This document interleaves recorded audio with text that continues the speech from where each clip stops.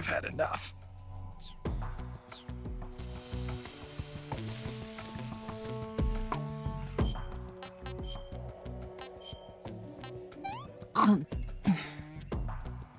This tastes like crap.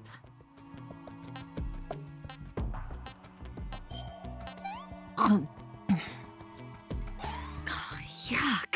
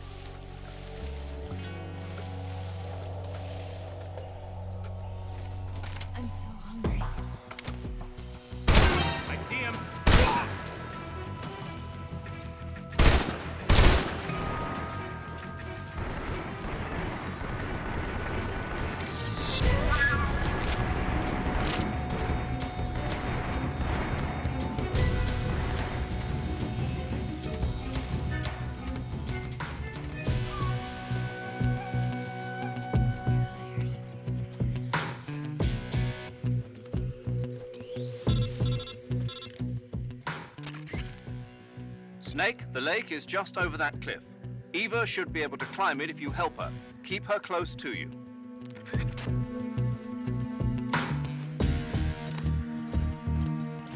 I'm so hungry.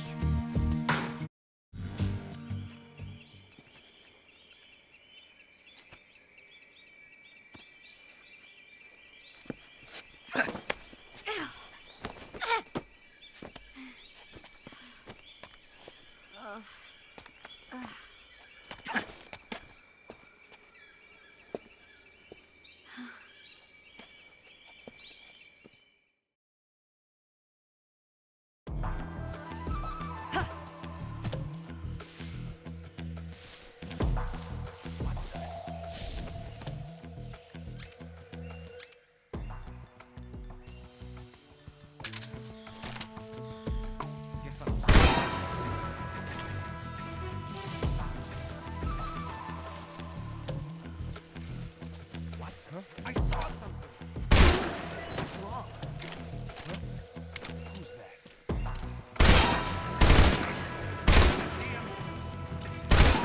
What do you think you're doing?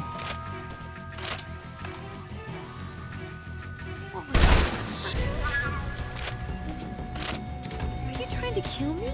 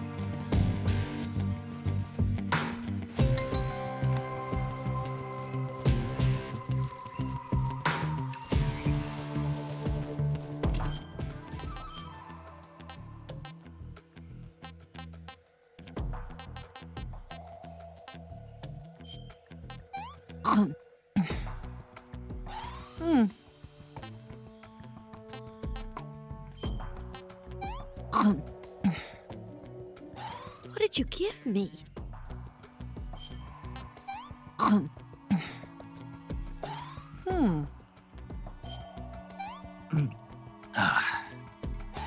Hey, this works.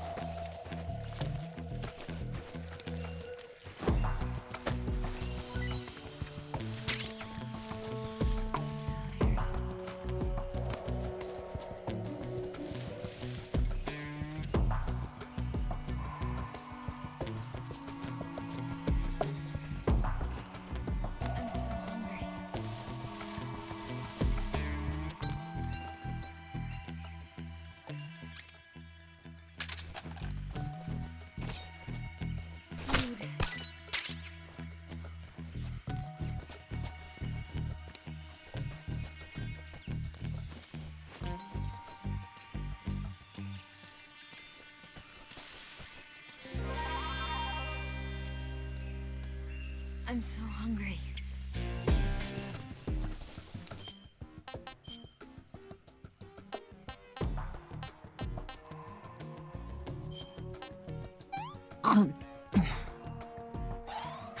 Can I have seconds?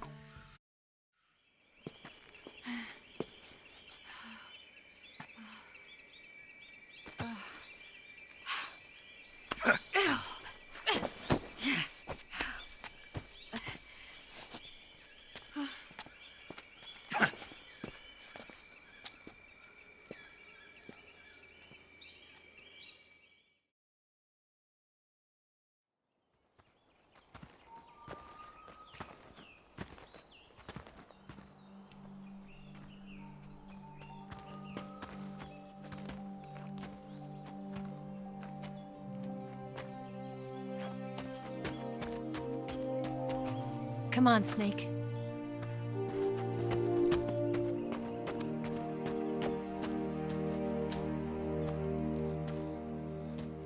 We made it. We made it. Over there.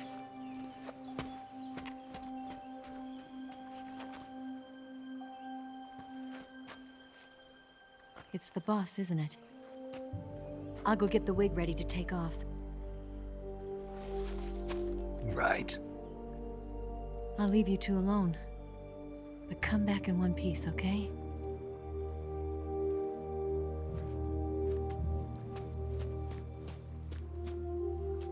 Promise me!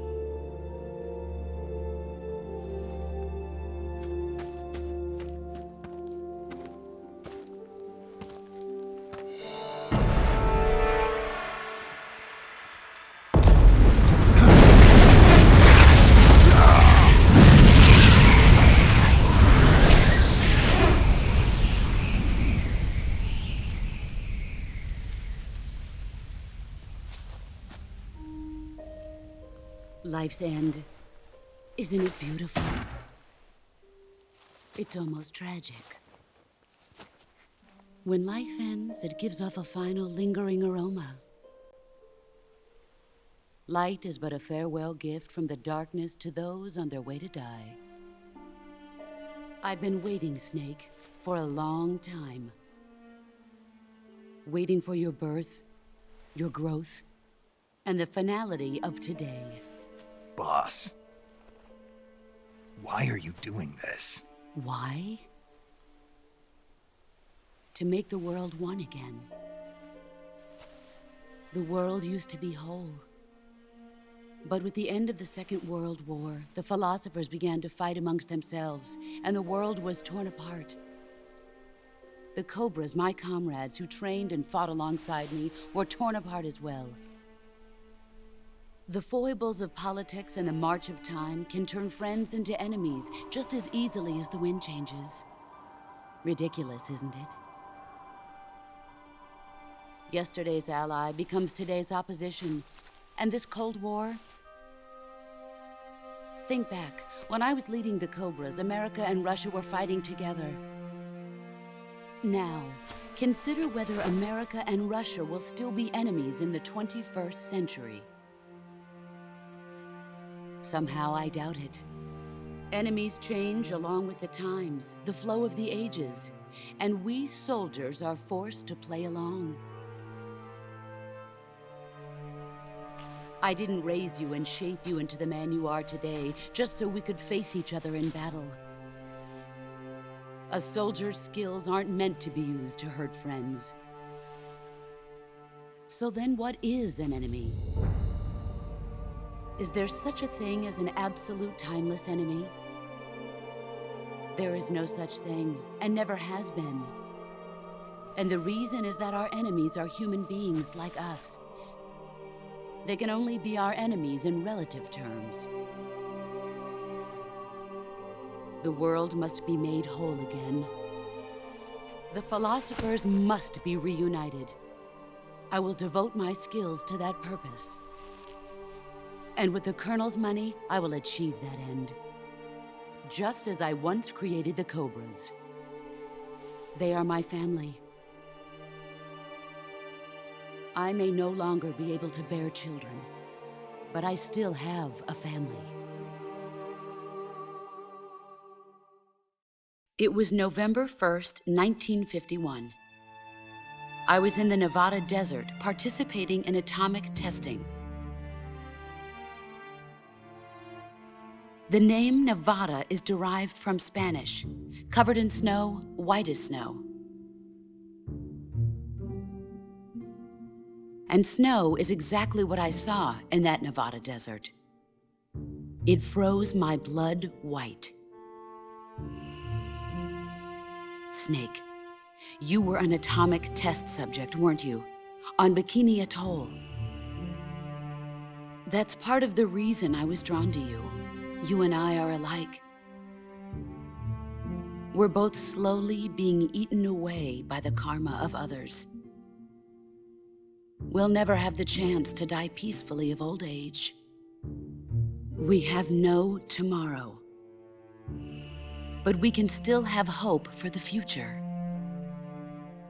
In 1960, I saw a vision of the ideal future from space. 3 years earlier, the Soviet Union had succeeded in launching Sputnik, the first man-made satellite in history, into orbit. This came as a huge shock to the United States. In response, America threw everything it had into its own manned spaceflight project, the Mercury program. Even as the Soviets seemed poised to send their first man into space, America was still experimenting with chimpanzees and rockets. The government wanted human data. So they secretly decided to send a human being into space. I was the one they chose. At the time, they didn't have the technology to block out cosmic rays, and whoever they sent up would inevitably be exposed to heavy radiation. That's why they chose me. After all, I'd already been irradiated once. Of course, you won't find any of this in the history books. I could see the planet as it appeared from space. That's when it finally hit me. Space exploration is nothing but another game in the power struggle between the US and the USSR. Politics, economics, the arms race, they're all just arenas for meaningless competition.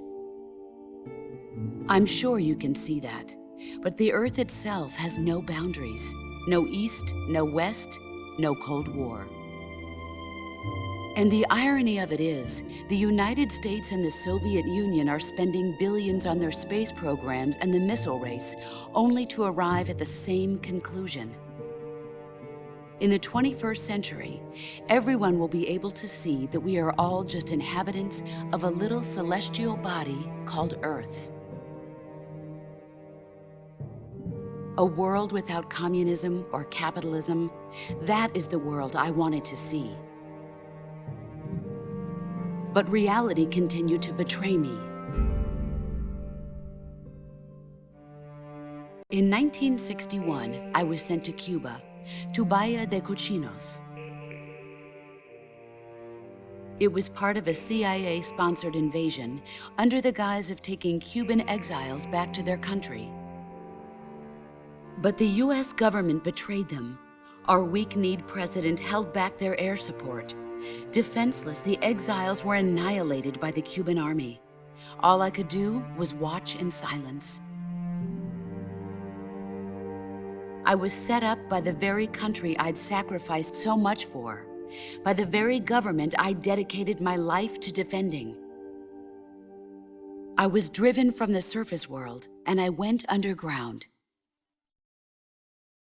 Then, 2 years ago, I faced the sorrow, my old comrade in battle. He was my friend. But one of us had to die. I was left with no choice. The sorrow gave his life for me. There is no enmity between us. One must live, and one must die. That was the mission. The ones who gave me that mission were the philosophers. Early in the 20th century, the true holders of power in the United States, the Republic of China, and the newly formed Soviet Union gathered together in a secret meeting that would later be known as the Wise Men's Committee. The secret pact they formed there marked the beginning of the philosophers. But the last of the original members died in the 1930s. After that, the organization began to run out of control, and the Wise Men's Committee degenerated into a mere shell of its former self. The philosophers of today have no sense of good or evil. Their influence extends to countries and organizations involved in every aspect of every war. They have become war itself. That's how they operate. The sacrifices of war cause a shift in the times. This shift leads to renewed conflict, and in turn triggers the next war. Like a nuclear chain reaction, each conflict sparks countless others, forming an endless spiral that will continue on for eternity. Do you understand what I'm saying, Snake? By consuming me and you, the philosophers intend to keep that cycle going forever. It was my father who explained all of this to me. He was one of them. You see, I am the last remaining child of the philosophers. But after he revealed the truth, my father was killed by that same shapeless, formless organization. And my father isn't the only thing the philosophers have taken from me. In June of 1944, the Cobras and I took part in the landing at Normandy. We'd been given a top-secret mission to locate and destroy enemy V-2 rocket installations. I was pregnant at the time. The sorrow was the father. I gave birth on the field of battle. A beautiful baby boy. But my child was snatched away from me by the philosophers.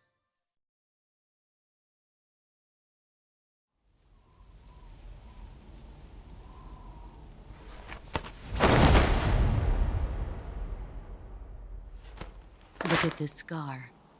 This is proof that I was once a mother. I gave up my body and my child for my country. There is nothing left inside me now. Nothing at all. No hatred, not even regret. And yet sometimes at night, I can still feel the pain creeping up inside me, slithering through my body like a snake.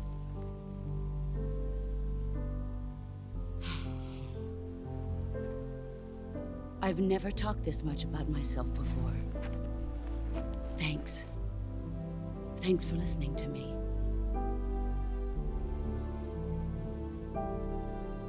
I feel content. Snake, commence the operation. I raised you. I loved you. I've given you weapons, taught you techniques, endowed you with knowledge. There is nothing more for me to give you. All that's left for you to take is my life, by your own hand. One must die, and one must live. No victory, no defeat. The survivor will carry on the fight. It is our destiny. The one who survives will inherit the title of boss. And the one who inherits the title of boss will face an existence of endless battle. I'll give you 10 minutes. In 10 minutes, MiGs will come and bomb the hell out of this place. If you can beat me in less than 10 minutes, you'll be able to escape in time. Let's make this the greatest 10 minutes of our lives, Jack. Boss. You're a soldier. Finish your mission. Prove your loyalty. Face me. Here I come.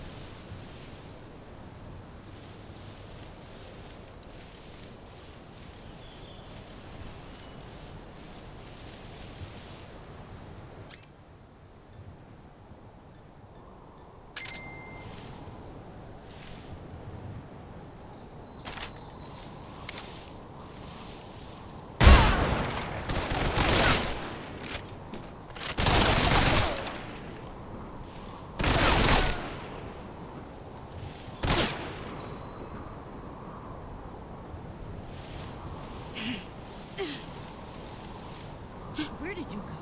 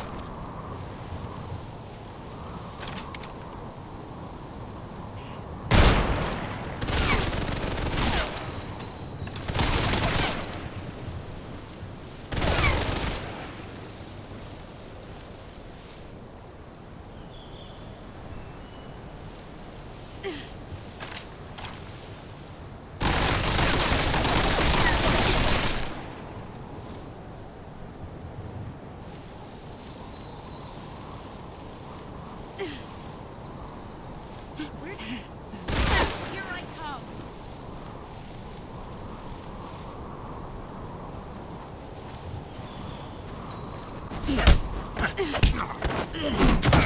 Nice try.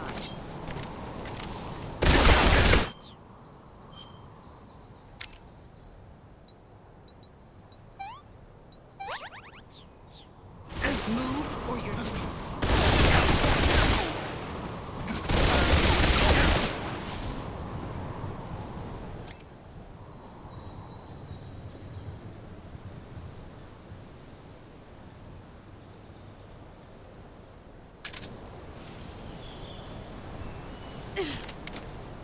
Brace yourself.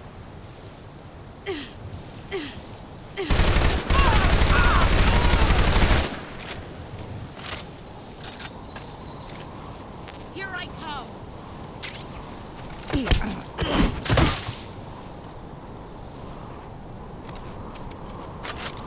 I'm disappointed.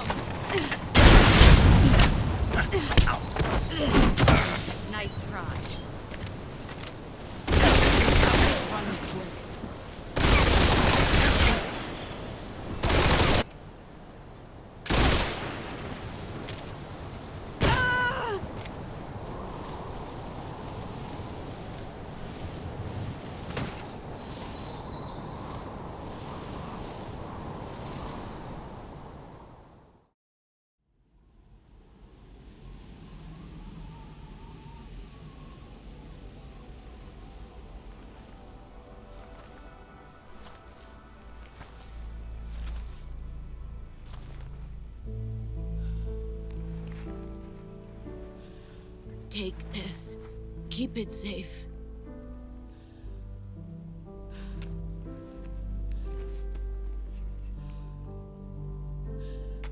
It's our only hope.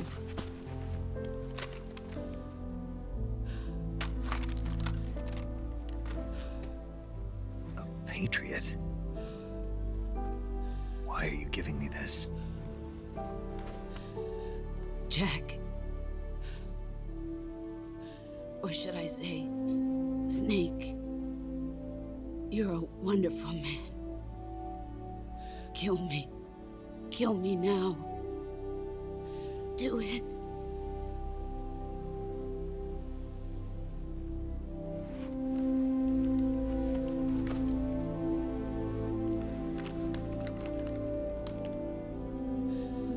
There's only room for one boss and one snake.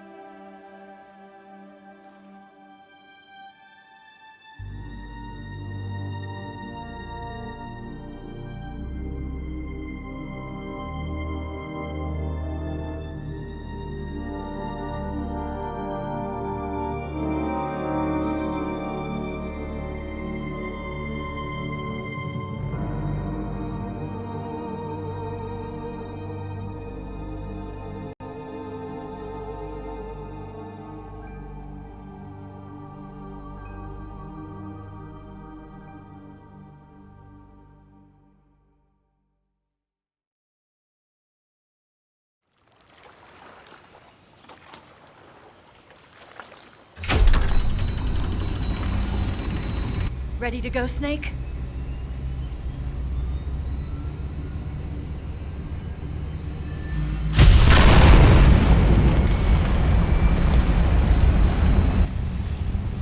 Are you okay?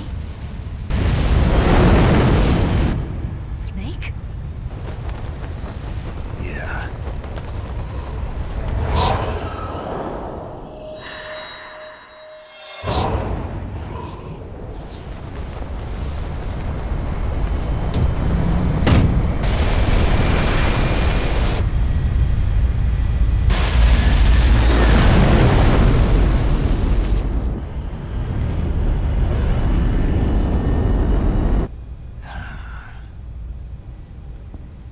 I told you you could trust me.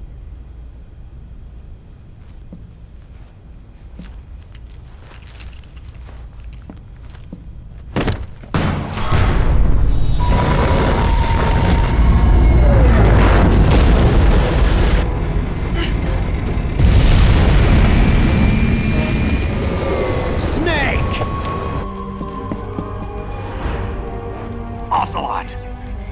We're not done yet!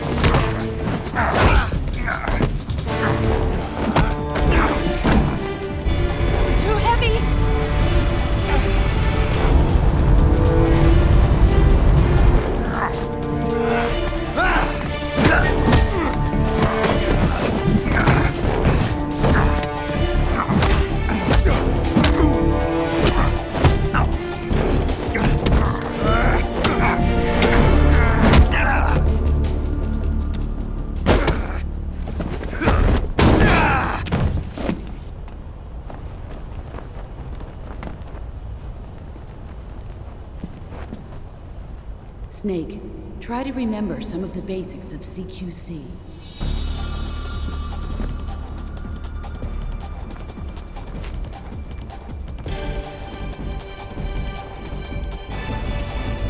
Not good!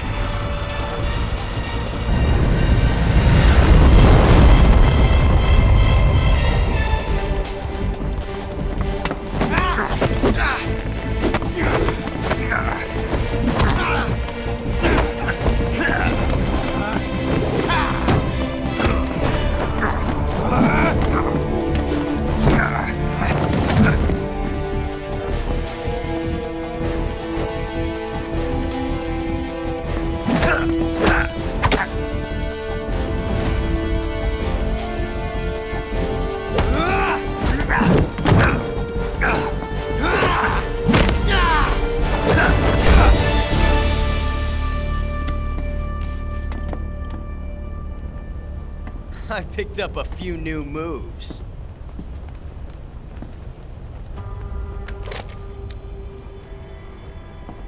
Huh. It doesn't feel right to shoot an unarmed man. But I'll get over it. Eva!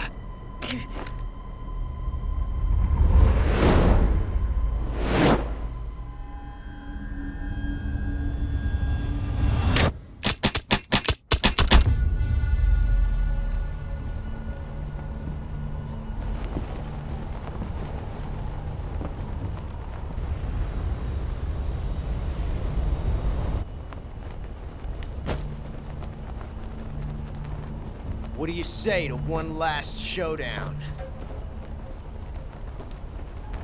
Yeah, all right.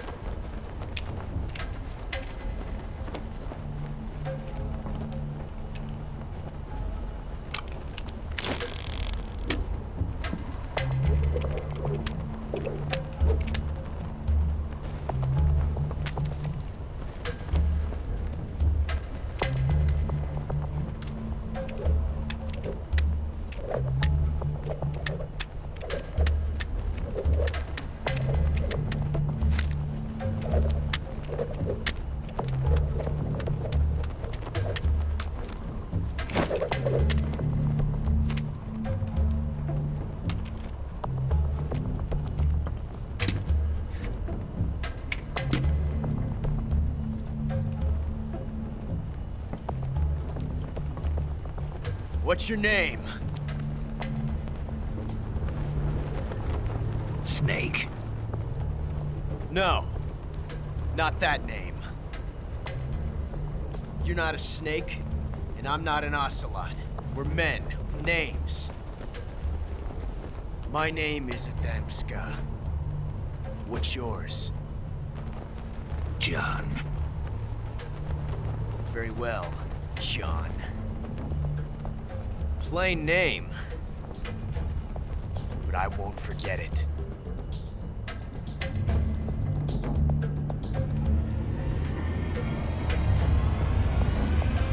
Come on!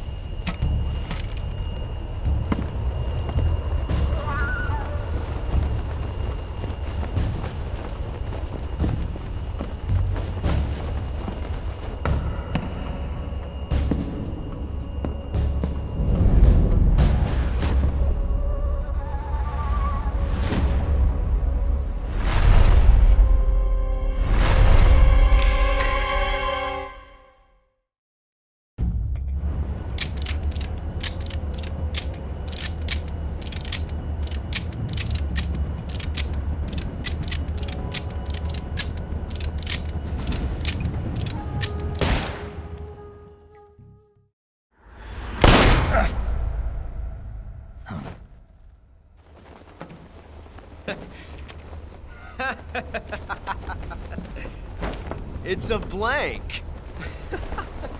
Oh, that was fun.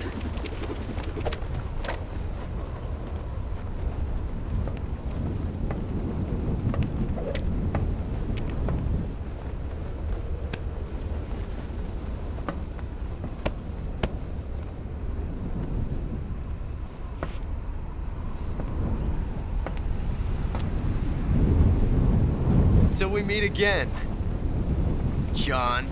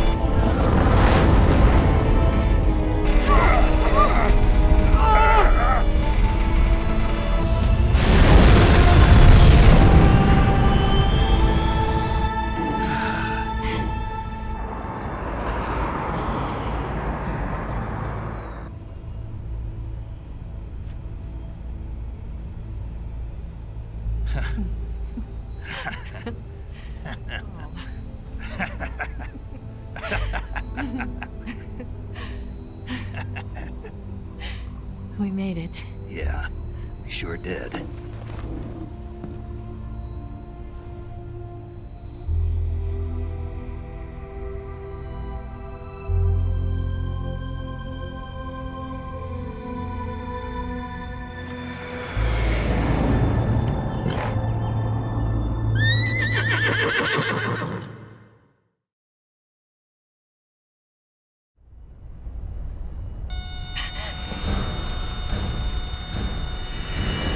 Oh no, Migs!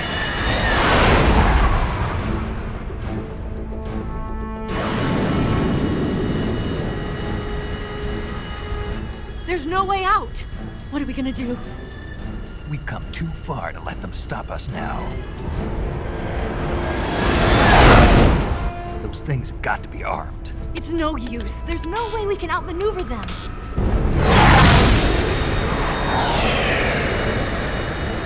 They're gonna shoot us down. We were so close. Weapon systems on. Locked on target. I got tone. You were great, Eva. Huh? Thanks.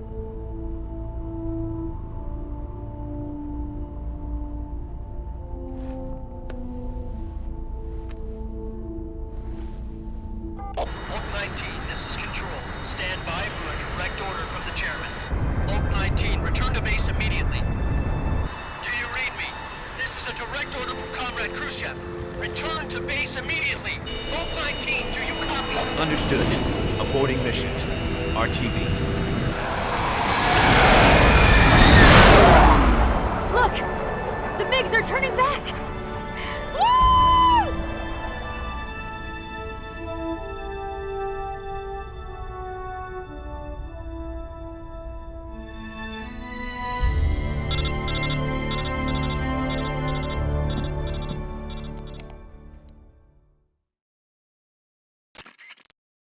Well done, Snake.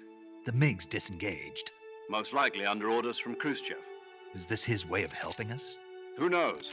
Maybe he didn't want things to get messier than they already are. Or maybe he just wanted us to owe him one. The important thing is, you made it out alive. As long as Khrushchev is with us, I don't think they'll be coming after you. It should be smooth sailing all the way to Alaska. I'm sending someone out to Galena Base to meet you. To meet me? The DCI and the President himself are waiting at Langley. Don't keep them waiting.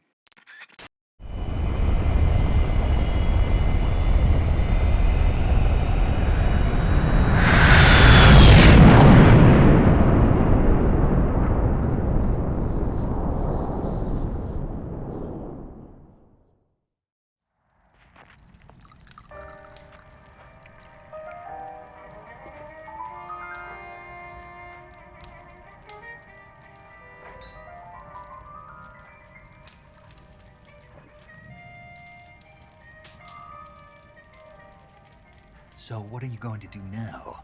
Go back to the KGB? What do you want me to do? Did you ever think about coming back to America? I can't go back. I've left America behind me. But you saved this country. I didn't do it alone.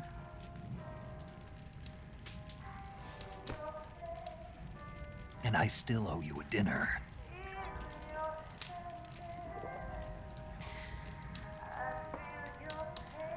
Is that part of your mission too?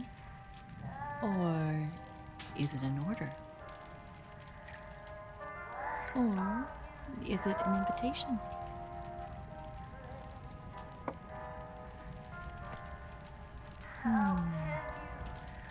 Or a proposal? I don't take orders from anyone now.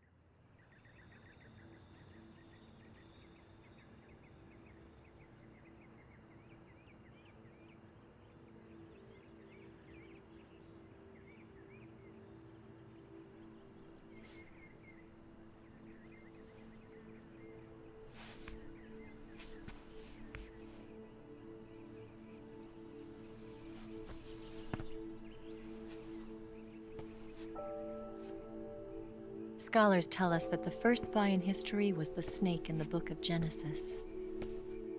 In that story, it was Eve who was tempted by the snake in the Garden of Eden. But this time around, it was I who tempted the snake and got away with the forbidden fruit of knowledge. Forgive me, snake.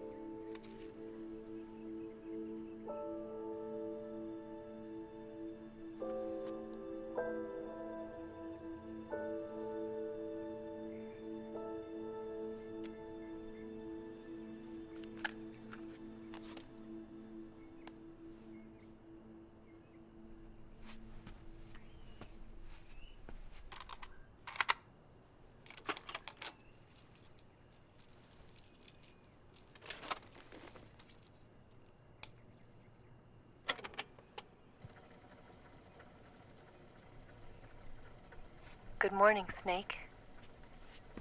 I hope you slept well. First of all, I have to apologize. I wasn't sent by Khrushchev. I'm not a KGB spy, and I never worked for the NSA. I'm an agent of the People's Republic of China for the General HQ 2nd Department of the People's Liberation Army. It was all a lie. I tricked you. And I'm sorry.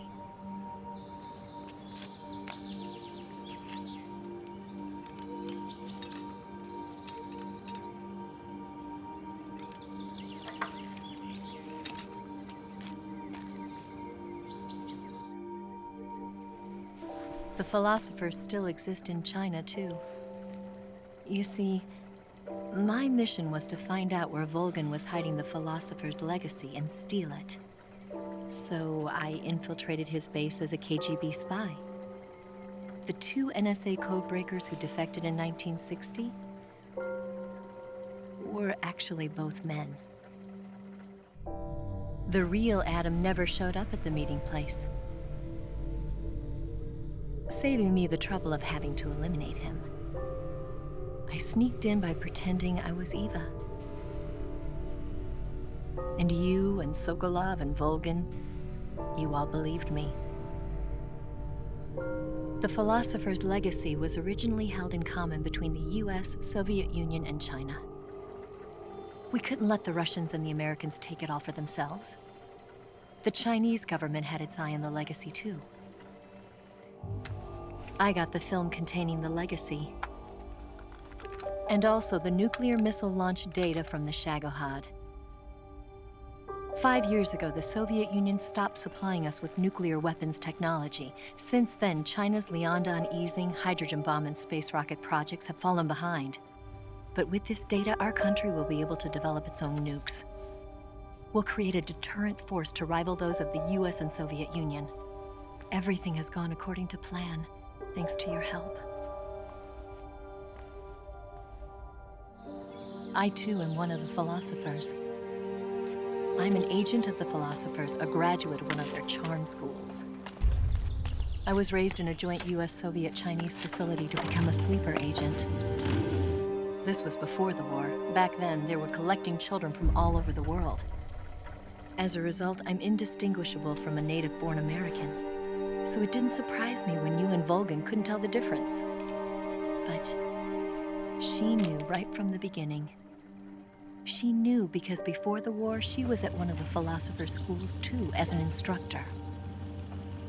The boss was the only one I couldn't fool. She was the only one who knew I was a fake. She told me everything. Why did she open her heart to me like that? At the time, I couldn't understand it. But now, I think I do. Snake. She wanted you to know the truth. She chose me to tell you. That's why she saved my life. I've lied to you so many times, but not this time. My orders from the government were to obtain the legacy and to eliminate everyone who knew the truth about what happened. In other words, I'm supposed to kill you.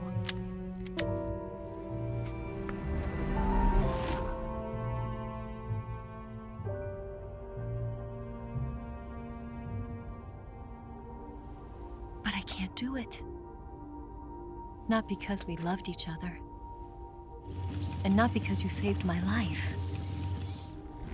But because I made a promise to the boss. And I intend to keep it. I just wanted you to know. And you have to live.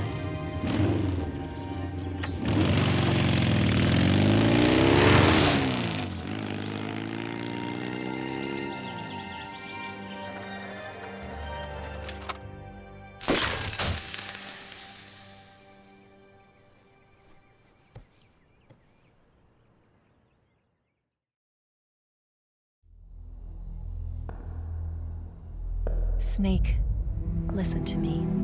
She didn't betray the United States. No, far from it. She was a hero who died for her country. She carried out her mission knowing full well what was going to happen. Self-sacrifice. Because that was her duty.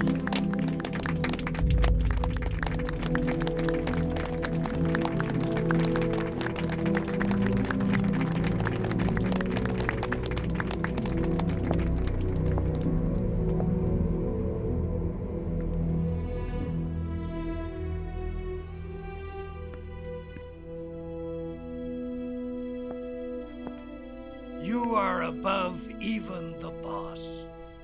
I hereby award you the title of Big Boss.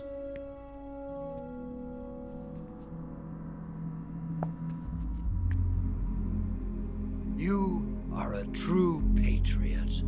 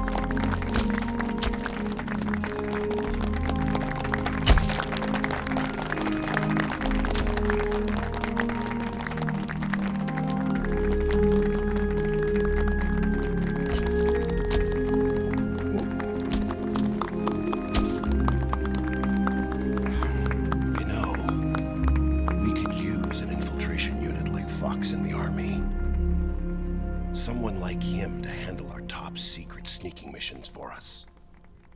A man who combines the qualities of a soldier and an agent. The boss's defection was a ruse set up by the US government. It was all a big drama staged by Washington so they could get their hands on the philosopher's legacy. And the boss was the star of the show. They planned it so that they could get the legacy that Colonel Volgin inherited and destroy the Shagohod at the same time. Only a legendary hero like the boss could have earned Volgin's trust. Finding out where the philosopher's legacy was hidden was to be her greatest mission. Everything was going according to plan. But then something happened that no one could have predicted. Colonel Volgin fired an American-made nuclear warhead at Sokolov's research facility. Khrushchev demanded that the US government provide proof that it wasn't involved. They couldn't just abort the operation to steal the legacy. So the operation itself was greatly expanded and revised. The authorities in Washington knew that in order to prove its innocence, they'd have to get rid of the boss, and that one of their own would have to do the job. The public couldn't be allowed to find out about it, not ever. This, they concluded, would be the best way to keep the whole thing under wraps. The boss wouldn't be allowed to come back home alive, and she wouldn't be allowed to kill herself. Her life would be ended by her most beloved disciple. That was the way the government wanted it. That was the mission she was given, and she had no choice but to carry it out. Her death at your hands was a duty she had to fulfill. Out of duty, she turned her back on her own comrades. A lesser woman would have been crushed by such a burden. The taint of disgrace will follow her to her grave. Future generations will revile her. In America as a despicable traitor with no sense of honor. And in Russia as a monster who unleashed a nuclear catastrophe. She will go down in official history as a war criminal. And no one will ever understand her. That was her final mission. And like a true soldier, she saw it through to the end. But I think she wanted you, of all people, to know the truth. She wanted to live on in your memory. Not as a soldier, but as a woman. But she was forbidden to tell you herself. And that's why she told me. Snake, history will never know what she did. No one will ever learn the truth. Her story, her debriefing, will endure only in your heart.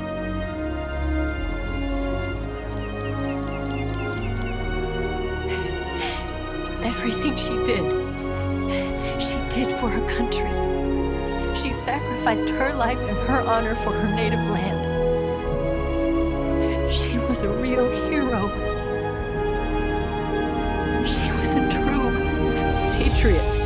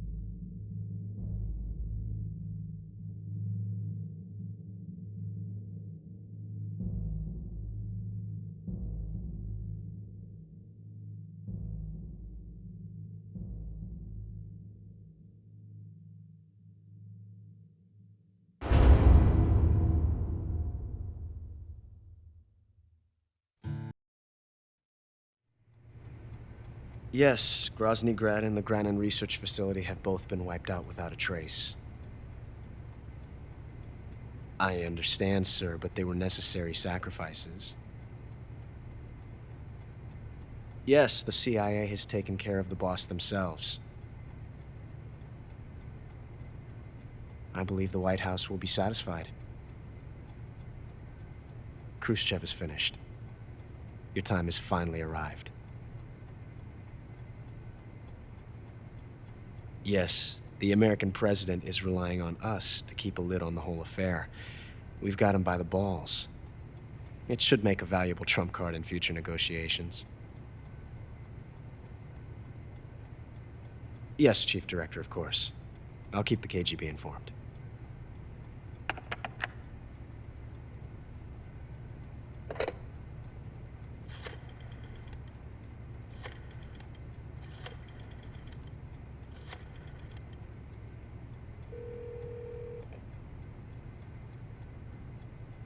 Yes, it's me.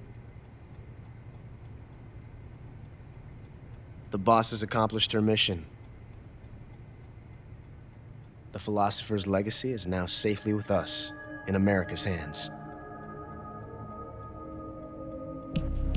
With this money, yes, the philosophers can finally be revived. The film we handed the Chinese was a fake. Peking must be in an uproar right about now. I'm afraid so. Only half the money has made it back to the United States. The KGB must still have part of the legacy. Yes, the weapon has been reduced to ashes. That's right. Grozny Grad has been obliterated by the Davy Crockett we brought in as well. Yes, that was the boss's work too. Speaking of which, I've obtained something from Granin that you might find interesting. It's a revolutionary new nuclear attack system. Perhaps it might just come in handy someday. Yes, we have Snake to thank for that. Khrushchev believed it as well. Yes, they bought our story. I don't think they'll be making a fuss. The secondary alert has been lifted as well. And the Soviets still haven't discovered my true identity. They have no idea that I've been triple-crossing them. I will continue my activities as a contact for the new government. Yes, it appears that no one knew that I was Adam. Of course, I'm always at the CIA's disposal, Mr. Director.